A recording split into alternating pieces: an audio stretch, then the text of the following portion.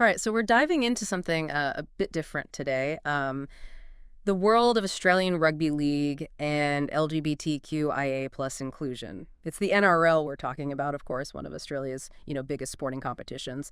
It's known for its tough image, but how's it handling this whole, inclusivity thing?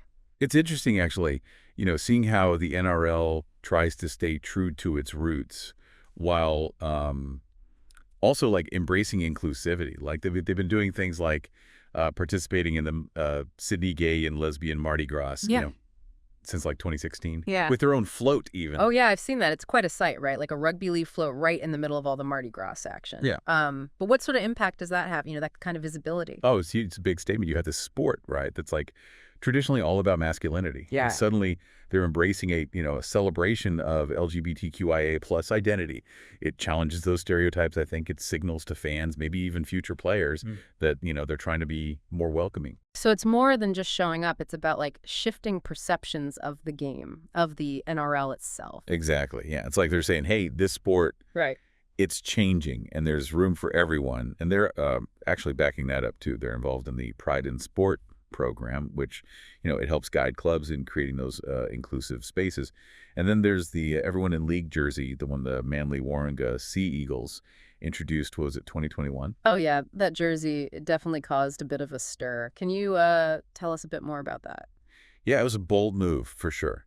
And it really got people talking, right? Like a national conversation about LGBTQIA plus inclusion in sports, but it also showed that, there's still some resistance out there. Like there were 7 players who just refused to wear it, said it was against their, religious and cultural beliefs. So it really highlighted that tension that's still there, right, between the progress being made and the pushback from these deeply held beliefs, clashing with the efforts for inclusivity.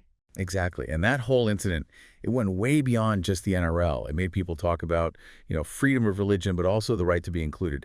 It became a whole case study in how complex these issues really are, even with good intentions, on both sides. Yeah, it makes you think, like what's Yeah. it really like for LGBTQIA plus players in the NRL right now? Well, even with all these positive steps, there's this one fact that stands out. There aren't any openly gay or bisexual male players in the NRL. That's a striking thing to hear, especially when you compare it to other, professional sports in Australia, like the AFL. They've had openly gay players, like Jason Ball, for example. So what do you think's behind that difference? I think it's probably a few things, to be honest. Like rugby league, it's got this really ingrained culture of masculinity. There's this like unspoken pressure to fit in with that image. So for a player who's closeted, coming out could mean backlash, right? From their teammates, fans, even sponsors. It's a real fear, that fear of losing your career. So there's this pressure to stay silent, even though, the NRL is trying to be more inclusive as an organization.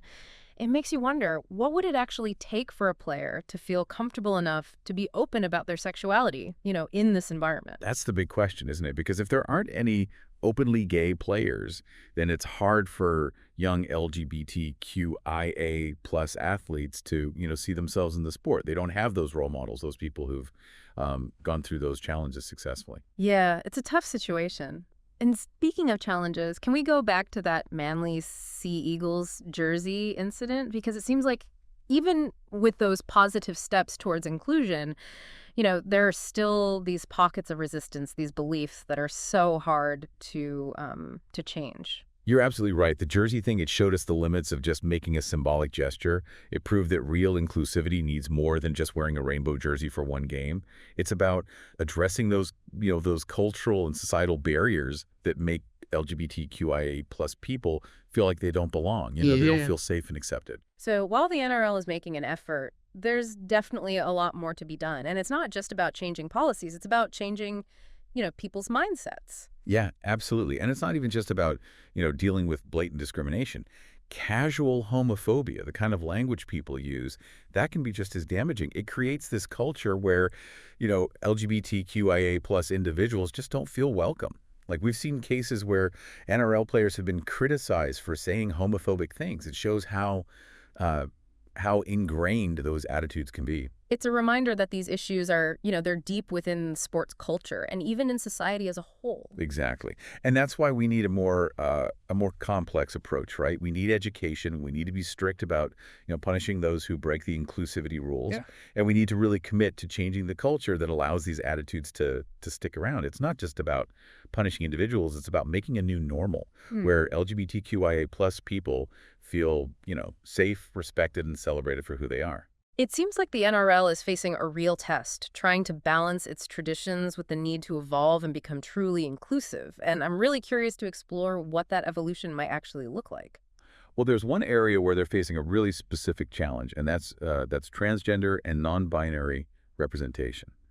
Because unlike other sporting organizations, the NRL hasn't actually got, clear guidelines and policies for transgender and non-binary athletes. Wow, that's a big gap, especially when you see how transgender athletes are becoming more visible in other sports. What are the implications of, not having a clear policy? Well, it creates a lot of uncertainty, Right. right? And it could mean that transgender athletes are excluded from, fully participating. Imagine wanting to play the sport you love, but there's no clear path, no policies that actually address your needs and concerns. The NRL really needs to, step up here. They need to work with LGBTQIA plus advocacy groups, with medical experts, and develop policies that are both fair and inclusive. So making sure that everyone feels welcome and respected no matter what their gender identity is. Exactly. It's about leveling the playing field and realizing that the LGBTQIA plus community, it has a huge range of experiences. It feels like the NRL's at a crossroads. They're making some progress towards inclusivity, but there are still some big hurdles to overcome. We've covered a lot, and it's clear that this is, a complex issue. There aren't any easy answers, but I'm definitely keen to dig deeper and see what true inclusivity could look like for the NRL. We were talking about the need for the NRL to have clear policies, for transgender and non-binary athletes. Feels like they're lagging behind a bit, especially compared to the progress they've made on other, inclusivity stuff. What kind of policies would actually make a difference, do you think? Well, the first thing is they need to actually acknowledge that, transgender and non-binary athletes exist, and then create policies that like directly address how to include them. It's about, going beyond just saying nice things and actually putting in place clear guidelines for everyone to follow, right? Yeah. From the juniors all the way up to the professional level. So something concrete, right? Yeah. Something clubs and players can actually refer to, not just, good intentions, but what would that look like practically? Well, think about things like guidelines for hormone therapy for transgender athletes, Hmm. making sure they have access to the right facilities like changing rooms and stuff, and clear procedures for, dealing with any kind of discrimination or harassment. It's about making sure those athletes feel safe and respected, that they're supported, within the whole NRL environment. It sounds tricky, right? Balancing the needs of individuals with keeping the competition fair. Oh, absolutely. And that's where working with LGBTQIA plus groups and medical experts is like super important. The NRL needs to use the knowledge that's already out there, the expertise, to create policies that work for everyone. They could even look at what other sporting organizations have done, the ones that have already got good transgender inclusion policies in place. Are there any specific examples they could learn from? Sure. The International Olympic Committee, they've got these really comprehensive guidelines for transgender athletes, Their focus is on being inclusive, but also making sure things are fair. The NRL could adapt those guidelines, tweak them to fit rugby league, or they could look at what other Australian sports are doing, like the AFL. So it sounds like there are already good models out there. They just need to, take the initiative and do the work. But even with clear policies, wouldn't there still be some resistance? Especially from people who have those more traditional views about gender and sports. Oh, for sure. You're always going to get some pushback when things change. But I think it's important to remember, inclusivity isn't about forcing people to change their beliefs overnight. It's about creating a space where everyone can be there, participate and be respected, no matter what their personal views are. So creating a culture of understanding, of acceptance, even if people have different opinions, how does the NRL actually go about making that kind of change happen? Education is like the key thing. They need to invest in proper education programs, Yeah. right? For the players, the coaches, staff, even the fans. Teach them about gender identity, about LGBTQIA plus inclusion, about using respectful language, So going beyond just the gestures and actually tackling the prejudices that are underneath. Exactly. It's about challenging those assumptions, those stereotypes that lead to discrimination. And it can't be just a one-time thing. It's got to be ongoing, a part of the NRL's culture. And it seems like the leadership has a really big role to play in making this happen. Absolutely. Yeah. We need to see people in charge, from the CEO down to the club presidents, actually supporting this. When they do that, it sends a message to the whole organization. Yeah, it sets the tone. It makes it clear that discrimination isn't okay. But what about the players themselves? What can they do to build a more inclusive culture? The players, they have so much influence, both within their teams and among the fans. Imagine if you had some of the big-name players actually speaking out, supporting LGBTQIA plus inclusion, calling out homophobic stuff, even within their own teams. So it becomes the norm, right? Being an ally isn't just something you do, it's expected. Exactly. And when the players take a stand, it can really make a difference. It encourages other people to do the same. It sends that message that this stuff matters. Okay, so we need everyone on board, right? The leadership, the players, the fans. But changing a culture that's so deeply ingrained, it takes time. Are there any specific things the NRL could do to make this whole process more, effective? One idea is to create a special task force, right? Just focused on LGBTQIA plus inclusion. It could have players on it, coaches, fans, advocates, and people who really know about diversity and inclusion. They could advise the NRL on things like policies, disciplinary procedures, even develop those education programs we talked about. So it's not just decisions coming from the top, it's more of a collaborative thing, bringing in different perspectives. Exactly. It's about getting a variety of voices and experiences involved, making sure the NRL's approach is well-rounded and actually reflects what the community needs. It sounds like a good model, but it all comes down to action, right? Not just talk. What would those concrete actions look like? Well, apart from policy changes and task forces, they could actually, put some resources behind supporting LGBTQIA plus people in the sport. They could give funding to organizations that work with athletes, maybe create mentorship programs for young LGBTQIA plus athletes, and offer sensitivity training for all their staff. So it becomes part of everything they do, right? Inclusivity isn't just an afterthought. Exactly. And let's not forget about the power of stories.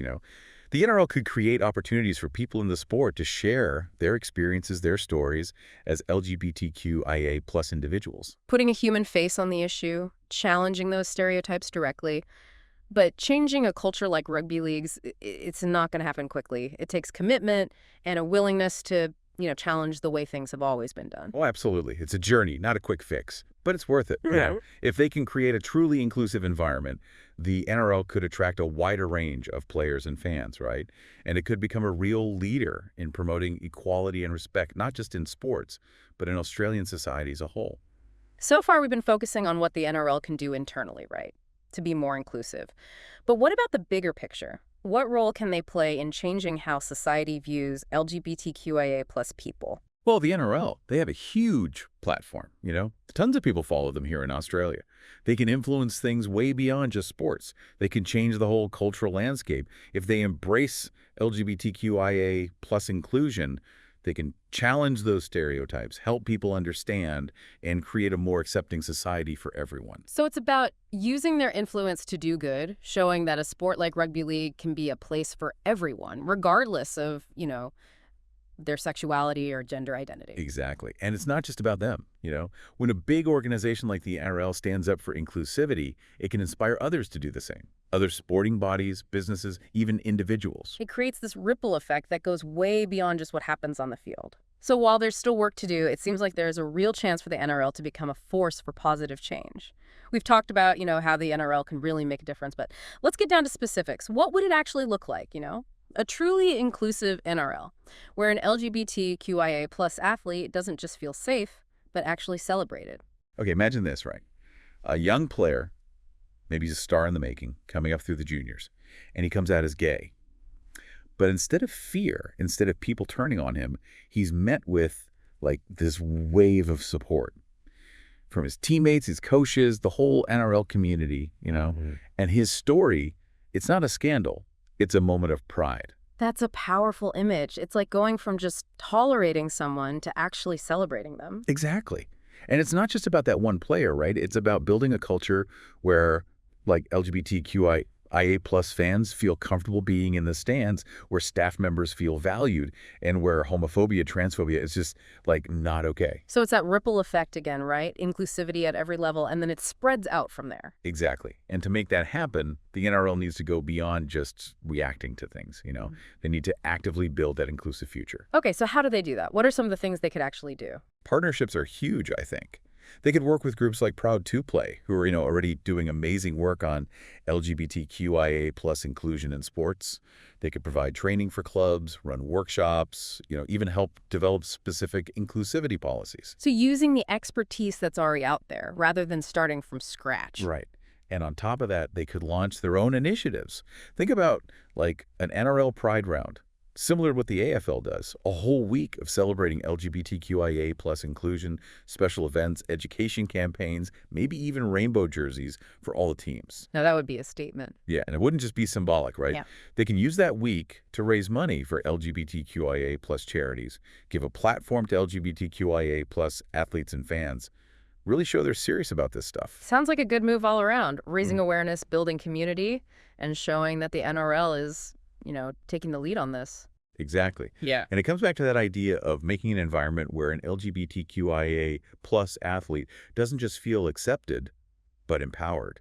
Imagine if some of the big-name players or even coaches spoke up as allies, shared their own stories, advocated for LGBTQIA plus rights. Moving beyond just staying silent and making allyship a core part of the sport. Absolutely. Because when the people in charge, the people everyone looks up to, when they champion inclusivity, it sends a powerful message. It challenges those old ideas about masculinity and makes space for everyone to be themselves, authentically. So after this deep dive, what's the one thing you really hope people take away from this? I hope they understand that creating a truly inclusive NRL, it's not about just ticking boxes or avoiding bad press.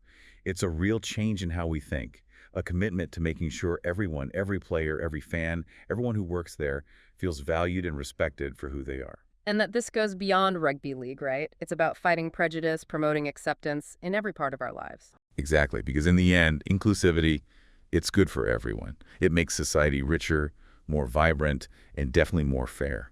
Couldn't agree more.